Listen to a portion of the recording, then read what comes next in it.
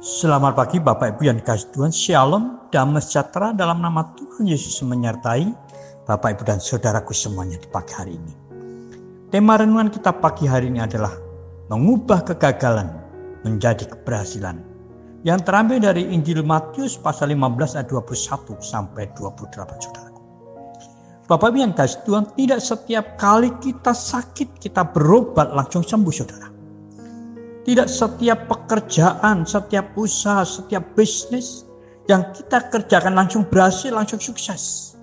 Sesuai dengan harapan kita. Bapak Ibu dan Tuhan, tidak sedikit orang mengalami kekecewaan, stres, depresi, bahkan putus asa. Karena mengalami yang namanya kegagalan demi kegagalan. Nah Bapak Ibu dan Tuhan, pada renungan pagi ini, kita mau melihat bagaimana mengubah kegagalan menjadi keberhasilan.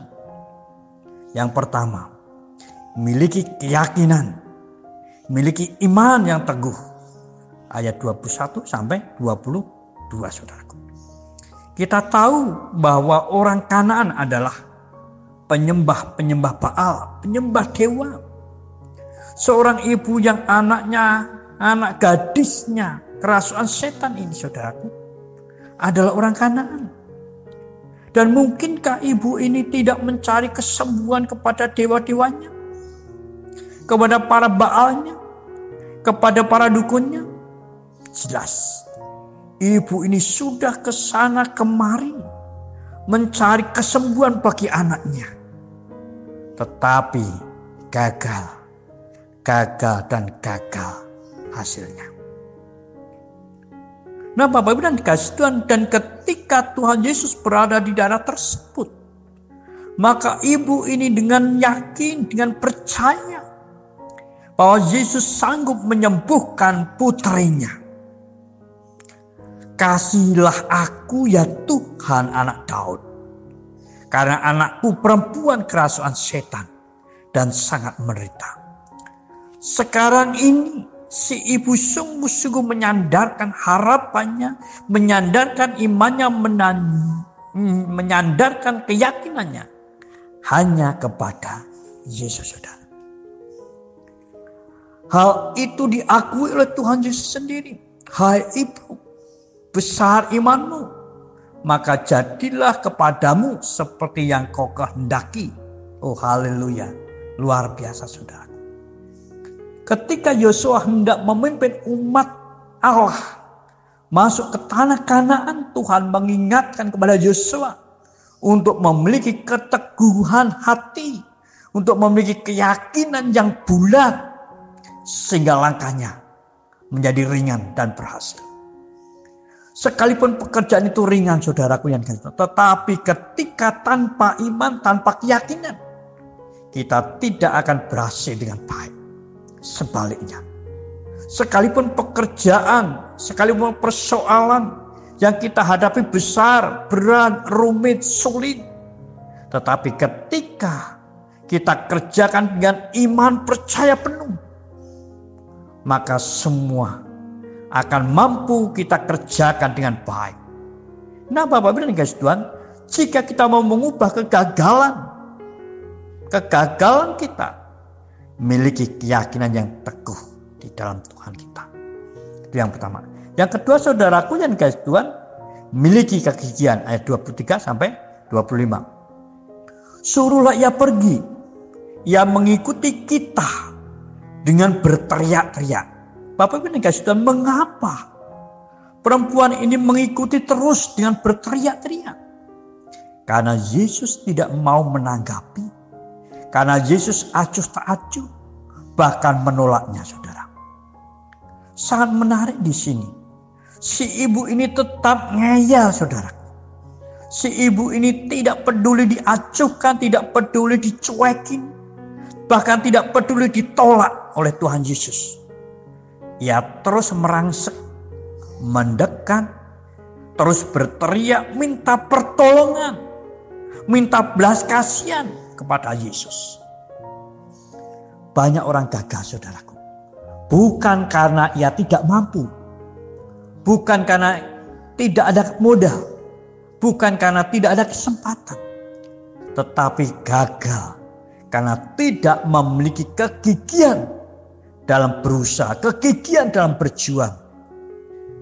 Nah, Bapak Ibu dan kasih Tuhan, berapa kali Thomas Alva Edison, si penemu lampu pijar itu, mengalami kegagalan.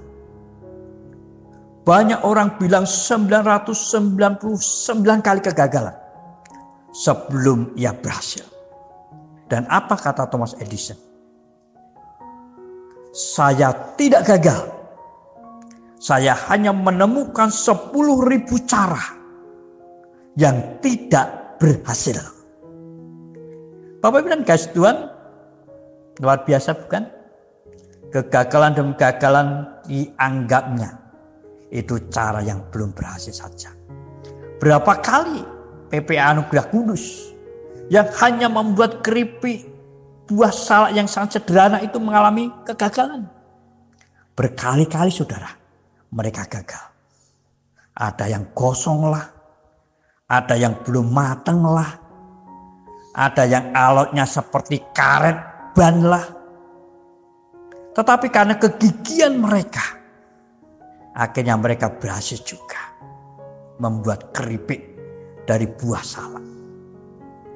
Untuk orang berhasil, baik itu sembuh dari sakit penyakitnya, berhasil dari bisnisnya, berhasil dalam beternaknya, bertaninya, jangan pernah menyerah dengan kegagalan. Teruslah maju, teruslah berjuang dengan penuh kegigihan, maka segala usahamu akan berhasil. Itu yang kedua. Yang ketiga saudaraku yang Tuhan, rendah hati. Milikilah kerendahan hati. Ayat 26 sampai 28. Tidak baik mengambil roti yang disediakan bagi anak-anak dan melemparkan kepada anjing. Kata perempuan itu, benar Tuhan.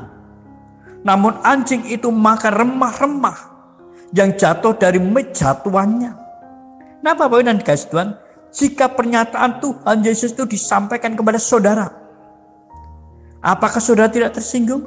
Apakah saudara tidak ngamuk-ngamuk? Ayo, jawab yang jujur saja. Pasti ngamuk. Ya.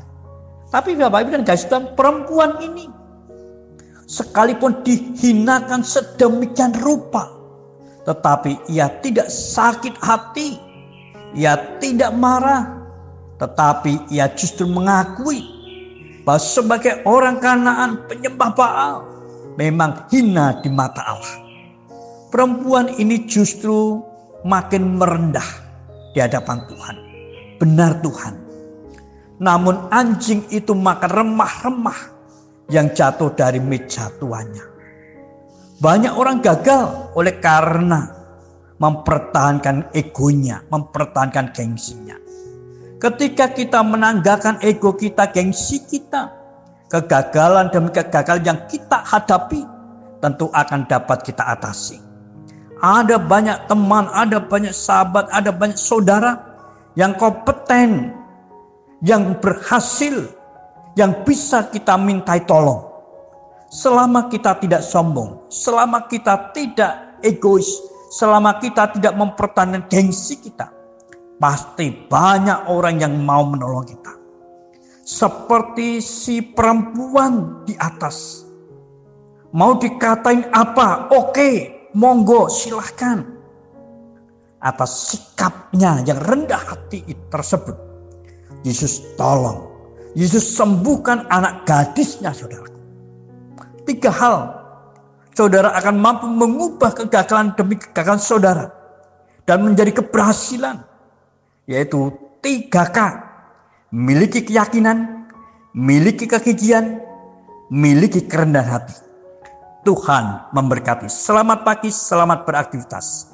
Terus jaga kesehatan, jaga jarak, cuci tangan pakai sabun, bersukacitalah dan bersyukurlah selalu. Tuhan memberkati. Amin.